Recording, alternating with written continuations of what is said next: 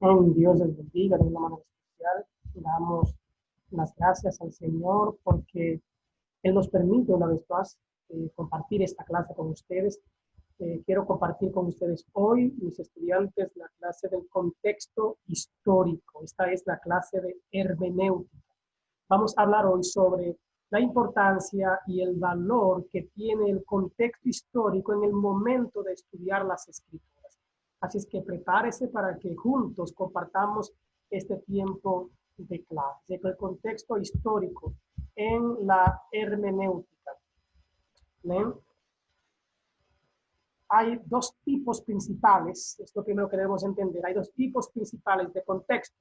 Está el contexto literario y está el contexto histórico-cultural.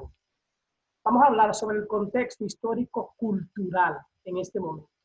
La importancia del contexto histórico-cultural nos hace entender que Dios eligió, el Señor ha elegido hablar a los seres humanos a través de los escritores humanos.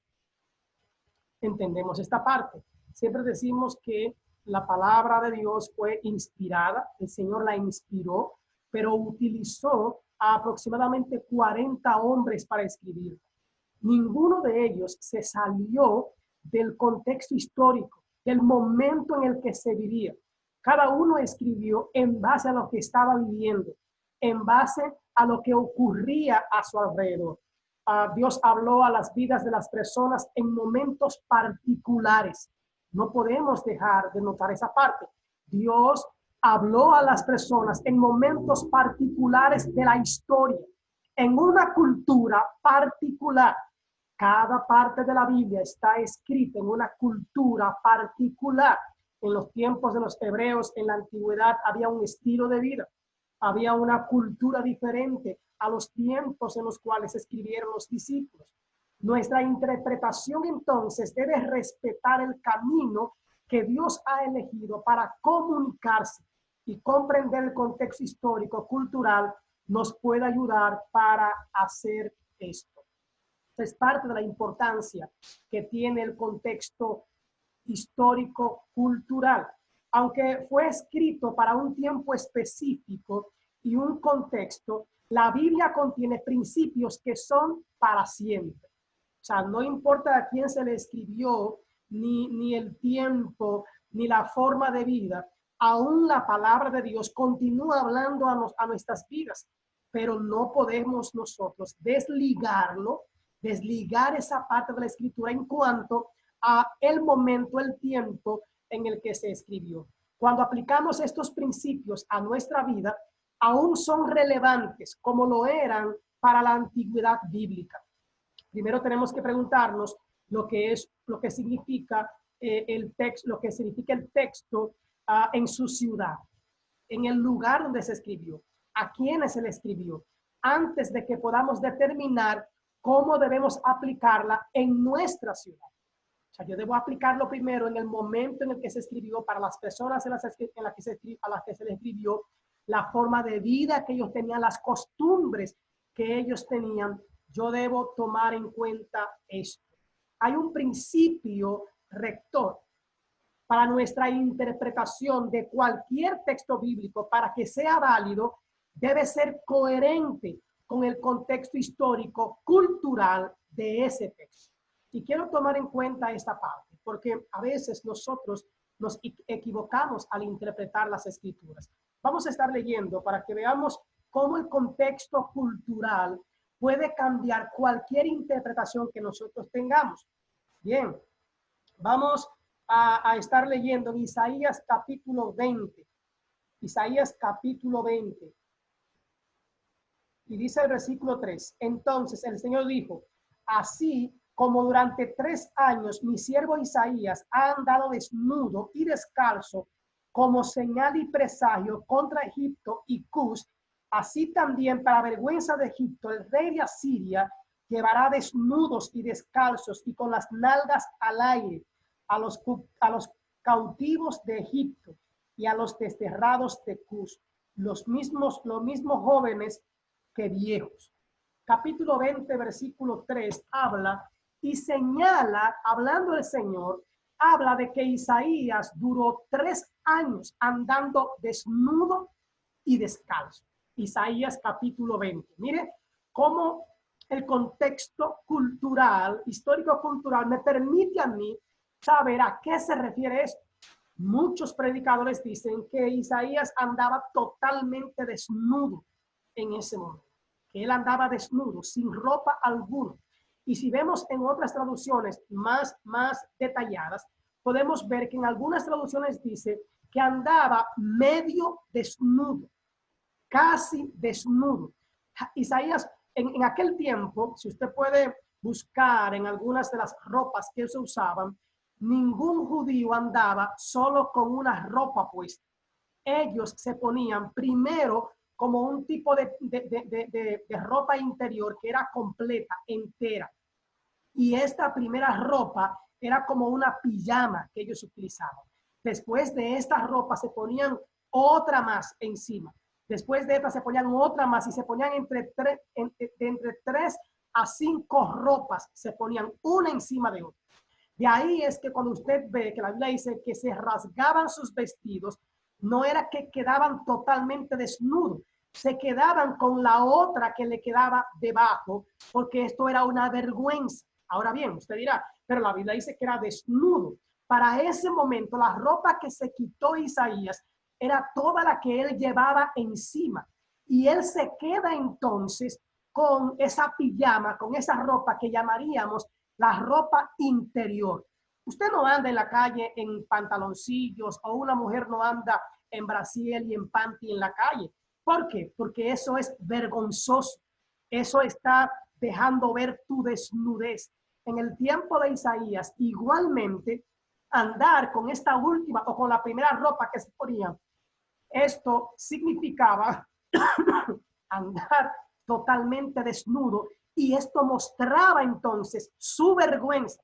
Es lo que está diciendo Dios. No era que él andaba con toda la piel al aire. Él andaba como en un tipo de pijama, pero esto demostraba su vergüenza. Amén. Así que tomemos en cuenta cómo culturalmente, en el contexto histórico-cultural, era así. Era una vergüenza para la persona andar con ese tipo de ropa en la calle. Vamos a otro texto, también en Isaías, capítulo 55, versículo 1. Escuche bien, Isaías 55, versículo 1 dice: vengan a las aguas todos los que tengan sed, vengan a comprar y a comer los que no tengan dinero, vengan, compren vino y leche sin pago alguno. ¿Por qué no gastan dinero en las cosas que no es pan y salario, en lo que no satisface? Escuchadme bien, y comerán lo que es bueno, dice el Señor. Isaías capítulo 55, versículo 1 en adelante. Aquí habla de vengan a comprar a la plaza. Los que tienen hambre, los que tienen sed, los que tienen necesidad, vengan y compren, y especifica, compren sin dinero. Compren sin dinero. Yo pregunto, ¿quién puede ir a comprar sin dinero? Estamos hablando de agua. Espiritualmente el agua es bendición, ¿verdad que sí? El aceite sí, sería para ungir. Habla de ese tipo de cosas. Pero vamos a irnos a esa parte. ¿Qué pasaba? ¿Por qué dice en Isaías, vengan a la plaza y compren los que tienen hambre, los que tienen sed, los que tienen necesidad? Compren agua, compren vino, compren aceite. ¿Por qué está dando a entender de estas necesidades que tenían esta gente? Culturalmente hablando, por eso es bueno conocer el contexto histórico-cultural, había, cuando alguien pudiente cumplía años y tenía dinero, y en vez de que la gente viniera a su casa y él hacer un cumpleaños grande, hacer una fiesta en su casa, lo que éste hacía era que iba a las plazas donde estaban los necesitados, y en agradecimiento a Dios, en gratitud a Dios por regalarle un año más de vida, él le daba el secreto a los que vendían aceite, a los que vendían agua, a los que vendían el vino, a los que vendían diferentes cosas, y les decía: estoy de cumpleaños hoy, estoy cumpliendo un año más de vida y estoy agradecido a Dios. Los vendedores gritaban vengan a comprar el agua, vengan a comprar el aceite a buen precio, vengan a comprar. Ellos voceaban para que compraran. Ahora el anuncio era diferente. Ahora, al hablarle el cumpleañero al dueño de la mercancía, el anuncio era diferente. Vengan a comprar agua, vengan a comprar vino, vengan a comprar aceite y vengan sin dinero. Él estaba diciendo, aquí hay alguien que está agradecido por lo que Dios ha hecho con él, de darle un año completo de vida, y él quiere pagar por ustedes. Él quiere pagar por lo que ustedes consuman. Y entonces la gente iba y tomaba su producto. Ahora pasaba algo. Y lo que pasaba era que cuando la gente tomaba lo que iba a comprar sin pagar, ellos miraban al cumpleañero y ellos le daban las gracias al cumpleañero y entonces se iban a su casa.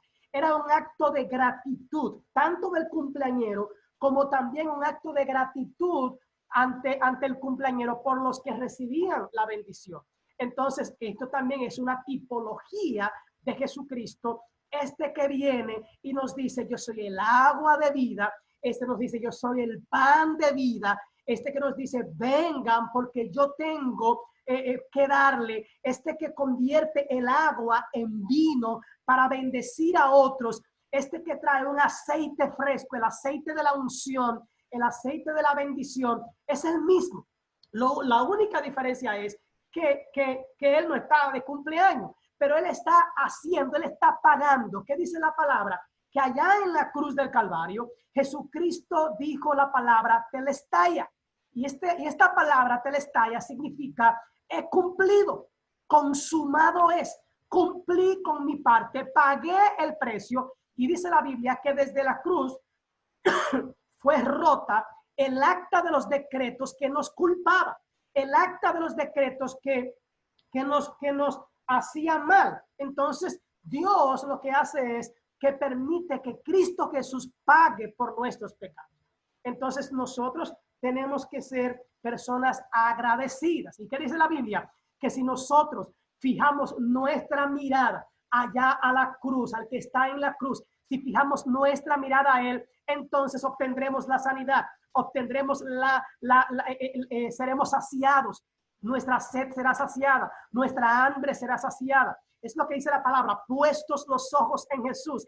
¿Qué hacía la gente cuando recibía la bendición, cuando recibía aquel producto gratis? Ellos miraban al cumpleañero y le daban gracias, le agradecían. Entonces, culturalmente hablando, el cumpleañero era quien llevaba el regalo a la gente que necesitaba. Nosotros tenemos una costumbre diferente, pero ya sabemos cómo podemos explicar entonces este texto de Isaías 55:1 y de Isaías capítulo 20. Amén. Así es que ya usted sabe, definiendo contexto histórico-cultural, es la información histórica. ¿Qué ocurría en ese tiempo? ¿Cómo se manejaban en ese tiempo? ¿Cómo la gente actuaba en ese tiempo? ¿Cómo la gente vivía en ese tiempo? Son cosas que nosotros debemos entender, que nosotros debemos comprender y que debemos pues tomarlo en cuenta en el momento de examinar un texto. Tenemos que comprender esa parte.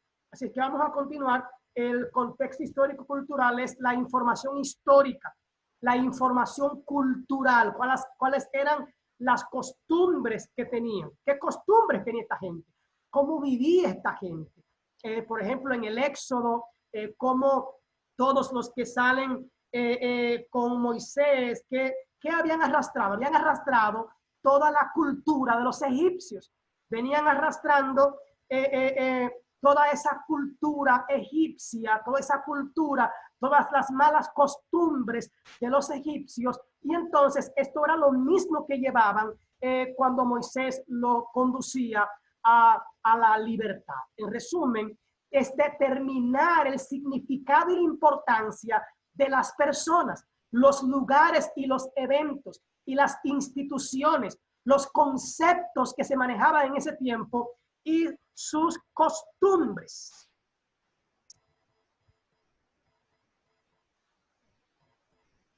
Entonces, eso es lo que estamos hablando, ¿verdad? Los conceptos.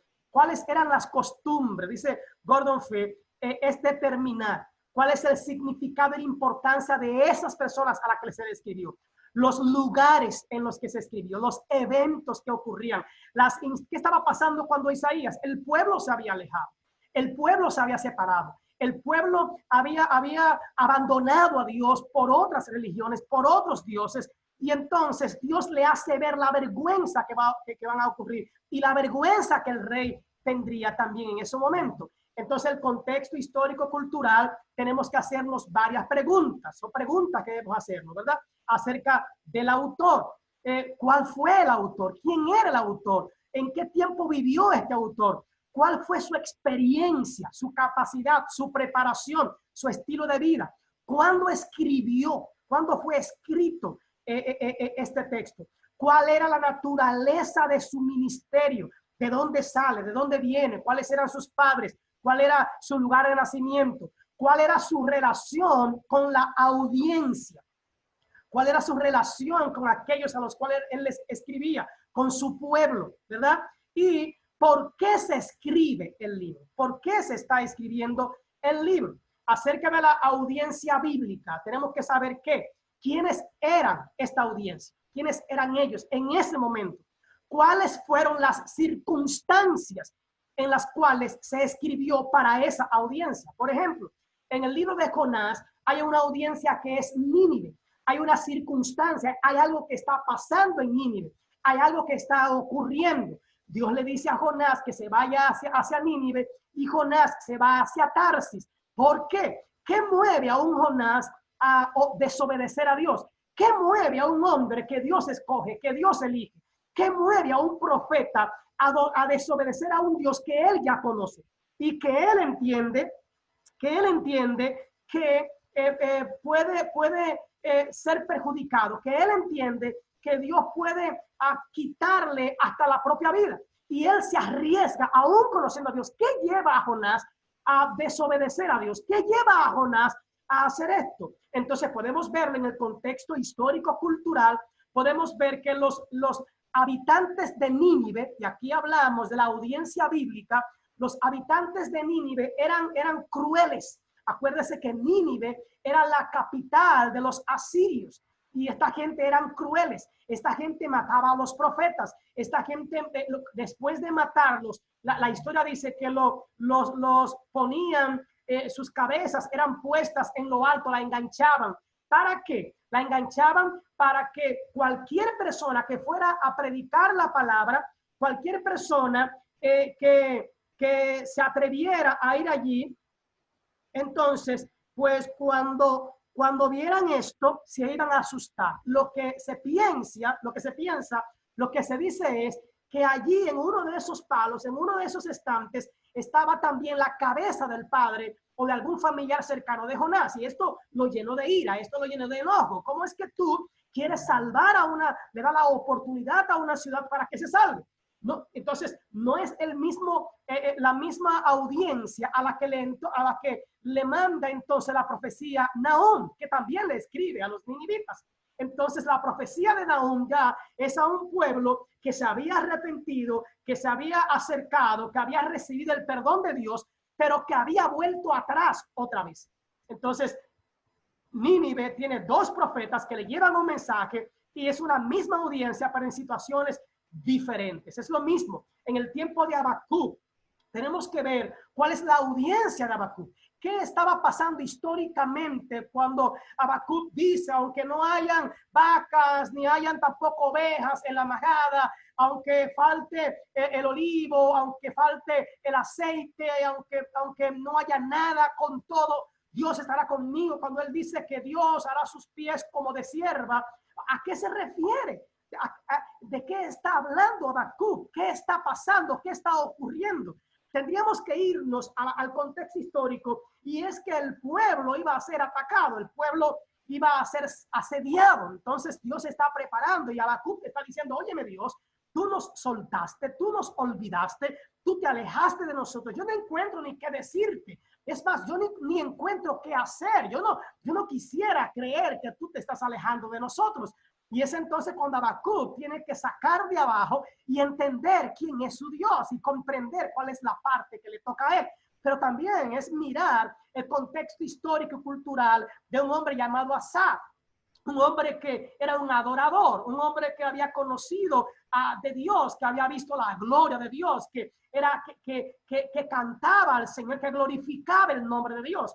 Lo que debemos entender que Asaf tenía una cercanía con Dios, tenía un gran conocimiento acerca de Dios, conocía para qué Dios daba y sabía que Dios era un Dios maravilloso. Pero Asaf, cuando ve que los impíos están progresando, cuando ve que los impíos le va bien, ¿cuál es el contexto histórico y cultural? Bueno, lo que la gente entendía, que tenía que irle bien a los hijos de Dios. Y hoy en día también vamos pasando por esa, que a quien debe irle bien es a la gente que hace la voluntad de Dios, que agrada a Dios, que anda bien en Dios. Y este hombre pensó que esto era lo que tenía que ocurrir. Y entonces al final él dice, pero cuando yo vi cuál era el fin de ello, entonces dije yo, ¿a quién tengo yo en los cielos? ¿A quién si no es mi Dios? Y fuera de Dios no deseo nada, nada deseo. No quiero nada, no anhelo nada, no busco nada. Entonces, ¿cuál era el contexto histórico cultural en el que se encontraba Asaf? Porque es fácil uno juzgar y señalar y condenar a la gente. Entonces, ¿cómo fue su relación con Dios? ¿Qué tipo de relación tienen con los demás? ¿Qué tipo de relación? ¿Qué estaba pasando en el momento de escribir ese libro o esa carta o ese texto? ¿Qué estaba pasando en ese momento, verdad? Contexto histórico-cultural, otros elementos culturales que debo ver. Debo ver lo social, cómo se manejaba la gente. Debo ver lo religioso, también lo religioso, en el sentido del éxodo. Cómo arrastran los hebreos, cómo arrastra esta gente, pues toda la costumbre egipcia, cómo arrastran. Por eso es que Dios tiene que sacar a Moisés y durar 40 años con él preparándolo en el desierto. Por eso es que el mismo pueblo tiene que dar vuelta durante 40 años ahí en el desierto. ¿Por qué? Porque esta gente no era la que estaba en la capacidad espiritual, mental, religiosa para entrar a la tierra prometida. Porque ellos todavía arrastraban todas las costumbres, el panteísmo lo arrastraban todavía de Egipto, las costumbres. De ahí que cuando Moisés sube al monte y dura mucho, ellos le dicen a Aarón, haznos dioses, porque Moisés ya no regresa. Haznos dioses que puedan interceder o ir delante de Dios por nosotros. O sea, y todavía también un Aarón cumple con el pedimento de esta gente. Entonces tenemos que ver qué tipo de religión, cuál era la manera religiosa en la que ellos se habían desenvuelto, lo político, quiénes gobernaban, qué estaba ocurriendo, quiénes eran las potencias en cuanto a ejército, en cuanto a dominio, quiénes eran las potencias en ese tiempo, en el sentido económico, lo que ocurrió, por ejemplo, en el tiempo de José, qué estaba ocurriendo, quién dirigía, por qué pasó todo esto. Entonces tenemos que ver el contexto económico, el contexto geográfico también. Por ejemplo, cuando se divide Jerusalén y ya es Jerusalén, es Judea, cuando se divide en las 12 tribus también, tenemos que ver también el contexto geográfico. Por ejemplo, cuando Jesús quiere ir a Jericó y tiene que pasar específicamente por Samaria, ¿qué pasa? ¿Por qué él cruza directamente? ¿Por qué los demás judíos daban una vuelta para no cruzar por ahí? ¿Quiénes eran los samaritanos? ¿Por qué la mujer samaritana le dice, tú no sabes quién soy yo, que soy mujer y aparte de eso soy samaritana? Entonces, todo eso tenemos que verlo en el contexto histórico y cultural. ¿Por qué los samaritanos y los judíos no se llevaban entre sí? ¿Por qué la enemistad? Si los samaritanos eran mitad judío, eran descendencia judía. ¿Por qué esa tiranía? ¿Por qué esa distancia? Y el por qué entonces se responde en que todavía los samaritanos aún esperaban, tenían la esperanza, igual que los judíos, de un Salvador. Ella dice, he hallado al Mesías, al prometido. ¿Cómo sabía esta mujer del prometido? ¿Cómo sabía esta mujer de Jesús? ¿Cómo sabía esta mujer de la promesa de Dios? Es que los samaritanos descienden de una liga de los judíos. Lo que ellos eran inmundos porque no eran totalmente judíos, era una liga, ¿verdad? Entonces tenemos que ver todo esto para poder entender la enemistad entre judíos y samaritanos. Tenemos que ver también las áreas problemáticas del texto en el contexto histórico-cultural. No siendo cuidadosos en nuestros estudios del contexto histórico-cultural, podemos llegar a tener problemas, ¿verdad? Evaluar la importancia de cada información que el texto nos da. Centrarse en la información histórica, cultural y no en el significado y la aplicación. ¿Qué es lo que queremos hacer? Tomamos un texto y de una vez nos vamos al significado. ¿Qué quiere decir? ¿Qué significa? Y nos vamos también de una vez a la aplicación. Cuidado. Tenemos primero que manejar el contexto histórico, manejar el contexto cultural. ¿Por qué? Por ejemplo, ¿por qué cuando Jesús va a la casa de Simón, ¿verdad? Y la mujer del pote de perfume llega y la mujer besa a Jesús y la mujer derrama sus lágrimas a los pies de Jesús y la mujer seca los pies de Jesús con sus cabellos y le echa el perfume? ¿Por qué? ¿Por qué Jesús le llama la atención a Simón, a quien lo invitó en su casa? Si usted se da cuenta, culturalmente hablando, Jesús le dice, mira, tú eras quien tenías que, cuando yo llegué, ungirme la cabeza con aceite. No lo hiciste. Esta mujer lo ha hecho con perfume. Tú debiste lavarme los pies y secármelo. No lo hiciste. Esta mujer lo ha hecho con sus lágrimas y ha secado mis pies con sus cabellos. Cuando yo llegué, la regla era que para darme la bienvenida, tú debiste darme un beso en la mejilla, diciéndome bienvenido. No lo hiciste, pero esta mujer no ha cesado de besar mis pies. Entonces, óyeme, Simón, lo que yo entiendo es que tú me invitaste aquí, no fue por mí, fue por ti. Tú me invitaste a mí a tu casa para tú darte el bombo de que yo vine a tu casa. O sea, tú entiendes, Simón, de que tú estás bien. Tú entiendes de que tú no me necesitas a mí para salvación. Pero esta mujer ha entendido que ha sido perdonada. Esta mujer ha entendido que su vida ha cambiado. Esta mujer ha entendido que Dios ha valorado su vida, que Dios ha hecho algo grande en su vida. Y como se le ha perdonado mucho, ella mucho ha entregado. Yo no sé si ustedes recuerdan que ese perfume que esta mujer derramó a los pies del maestro era prácticamente todos sus ahorros, era prácticamente toda su vida. Esto era lo que ella estaba ahorrando, este perfume, para entonces ella en su vejez tener de dónde sacar para que alguien le cuidara, para que alguien fuera a su casa, le lavara, le cocinara. Esto era como la alcancía de ese tiempo, era como la cooperativa, era como el banco, era el lugar donde guardaban. Ellos invertían su dinero en perfumes o en aceites caros y lo guardaban. Esto adquiría valor. Y cuando ya estaban en la vejez o en un problema, en una necesidad, ellos iban y vendían esto para saciar su necesidad. Pero esta mujer tenía una mayor necesidad. Esta mujer quería pagar por agradecimiento lo que Jesús había hecho. Y entonces ella fue y derramó, escuche bien, culturalmente hablando, ella está derramando todo su pasado, que significan sus ahorros, todo su presente. Esto era lo que podía ayudarle en cualquier problema que tuviera en el día a día, y todo su futuro. Esto era como su AFP, era como su pensión para la vejez. Ella estaba entregándole su pasado, su presente y su futuro en las manos de Jesucristo. Para yo poder comprender esto, yo debí entonces irme al contexto histórico-cultural.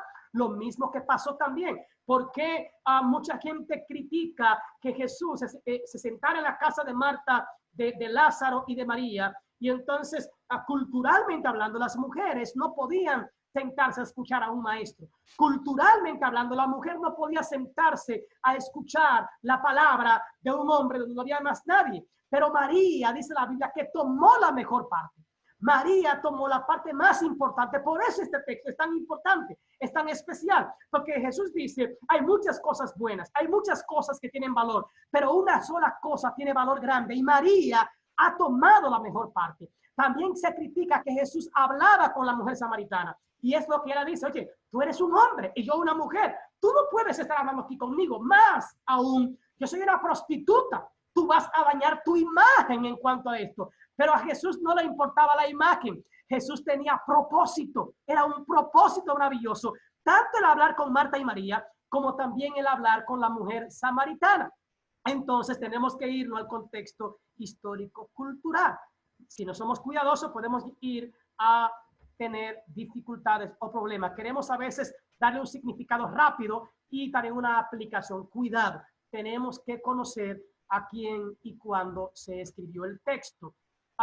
Piense acerca de lo que debe ser estudiado. ¿Qué debo estudiar? ¿Hay personas o lugares mencionados aquí? ¿Qué lugares se mencionan? ¿Qué lugares? Por ejemplo, cuando el pueblo se le queja a Moisés en frente al mar, ellos le dicen, no habían cementerios allá en Egipto. Entonces, ¿qué nos dice esto? Todavía la mente de ellos estaba en Egipto. Cuando tenían hambre, le dijeron a Moisés, espérate, ¿es que no había acaso cebolla? ¿No había acaso comida en Egipto que nos trajiste hasta aquí para morir de hambre? Tenemos que ver que ellos todavía, su mente, sus emociones, todavía estaban pensando como esclavos, no como libres. Tenemos también que ver algo más. ¿Hay prácticas culturales mencionadas aquí? ¿Qué prácticas culturales se mencionan en el texto?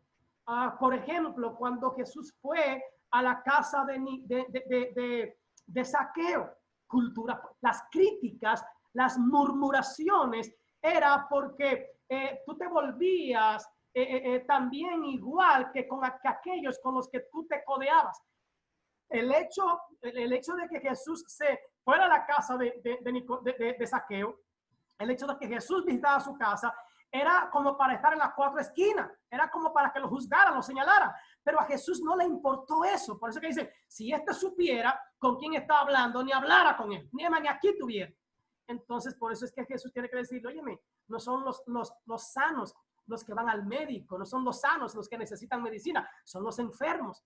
Pero de igual manera también, cuando Jesucristo está conversando en el momento cuando le dijeron, maestro, es preferible darle al César, pagarle tributo al César. Era un gancho que le estaban llamando a Jesús. Era un gancho, era una pregunta capciosa. ¿Tenemos que pagarle?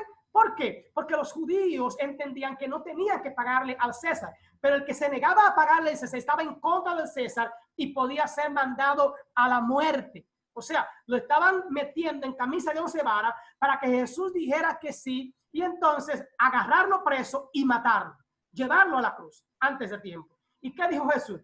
Ok, présteme una moneda. ¿De quién es la moneda? ¿De quién es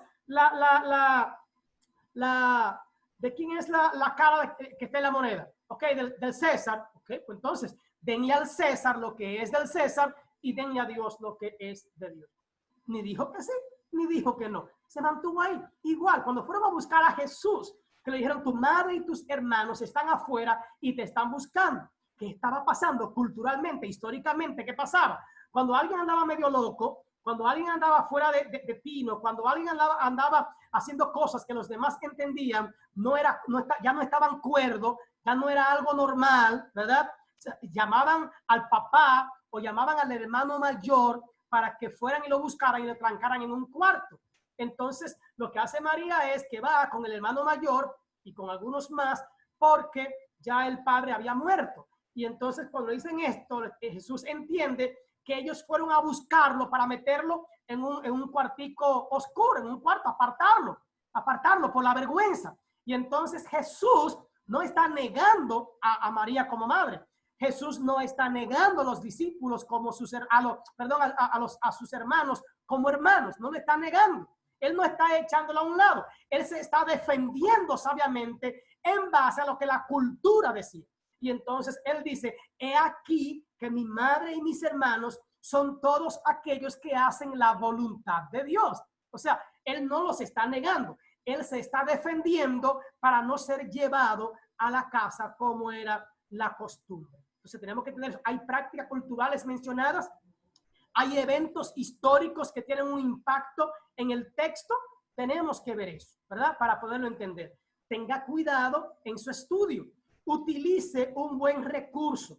Vamos a un buen diccionario, vamos a un buen comentario, tenemos que ir a una buena concordancia, tenemos que saber qué tipo de Biblia estamos utilizando, qué tan fiel es la traducción que tenemos en la mano, ¿verdad? Los recursos originales tenemos que ir ahí. Biblia, diccionario de una Biblia específicamente, libros de estudio, ¿verdad? Tenemos que ir a todo eso, un libro útil para comentarios bíblicos, ¿verdad? Tenemos que ir a diferentes áreas para poder interpretar bien. Determinar el contexto cultural del texto, ¿verdad? Si era judío, si era egipcio, si era en el tiempo de los asirios, si era en el tiempo de Babilonia, si era en el tiempo de los griegos, si era en el tiempo de los romanos. Yo debo conocer la etapa, el momento en el que se escribió el libro o la carta. Debo determinar también el periodo histórico, eso es importante. Si fue en el tiempo de los patriarcas, ¿por qué se llamaba el tiempo de los patriarcas?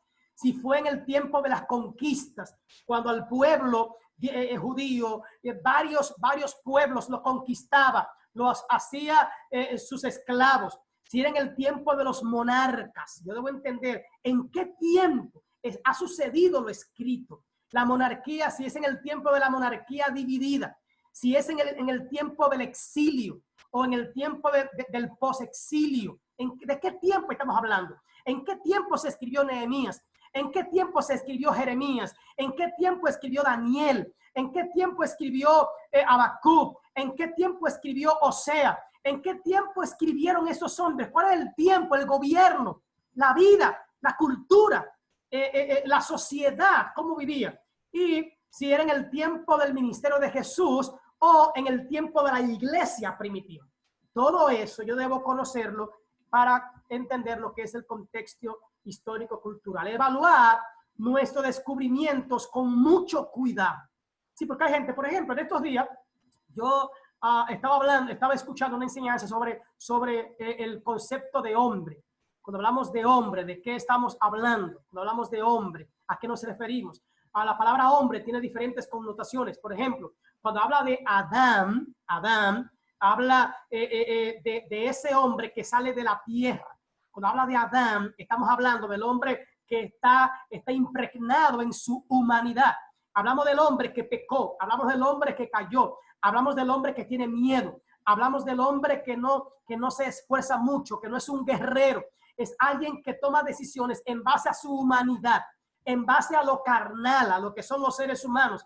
Pero cuando hablamos de hombre, en el término Geber, que también significa hombre, o Heber con G, Geber, que también significa hombre, estamos hablando de un guerrero, estamos hablando de alguien que va a la batalla. El hombre, en el significado de Geber, que no es el Adán, es alguien que se atreve a creerle a Dios, es alguien que ve desde la perspectiva de Dios, es el que se pone los lentes espirituales para ver lo que Dios está diciendo, lo que Dios está haciendo. Es como poner en un momento dado, como la historia habla de Giesi y Eliseo, que en un momento estaban en un lugar, estaban durmiendo y estaban siendo perseguidos. Y cuando Giesi se despierta, el Giesi, que es el Adán, está mirando y él se da cuenta de que están siendo rodeados, de que lo están persiguiendo. Y cuando él levanta a su maestro, dice: maestro, estamos rodeados, nos perdimos. Y él está viendo, no, estamos rodeados, hay un ejército que ya nos va a matar.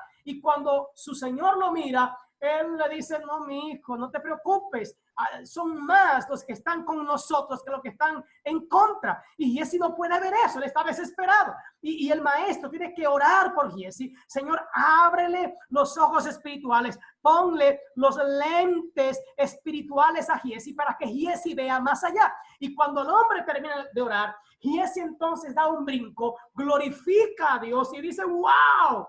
Él empieza a ver el ejército de Dios, él empieza a ver la gloria de Dios y él empieza a ver, entonces dice: realmente más son los que están con nosotros que los que están en contra de nosotros.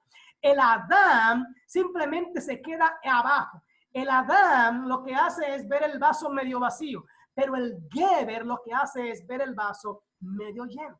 El Geber ve lo espiritual, ve la gloria de Dios. El Geber ve lo que Dios puede hacer. el Adán de las circunstancias. Y está también, hay otro más, ¿verdad? Que es el Ish, el hombre como Ish, que es que es el hombre que se casa, el hombre que está casado. Ya usted ve que, y hay otro más, no me acuerdo bien el otro nombre, pero hay 4 maneras en las escrituras de señalar lo que es el hombre. Entonces yo debo ver si hay partes, seres humanos, ¿cómo voy a interpretar? Debo hacerlo con cuidado. No haga generalizaciones, no podemos generalizar la Biblia. No hagamos generalizaciones. Considere la relación entre los textos primarios, esa relación de la Biblia, consultando diferentes tipos de Biblias. Determine la fecha del evento, en qué fecha se escribió. Tenemos que entender esta parte para poder comprender lo que es el contexto histórico-cultural. ¿Ven? Así es que tenemos que tener mucho cuidado para eso. Terminamos con lo que es el contexto histórico-cultural. Dios les bendiga de manera especial.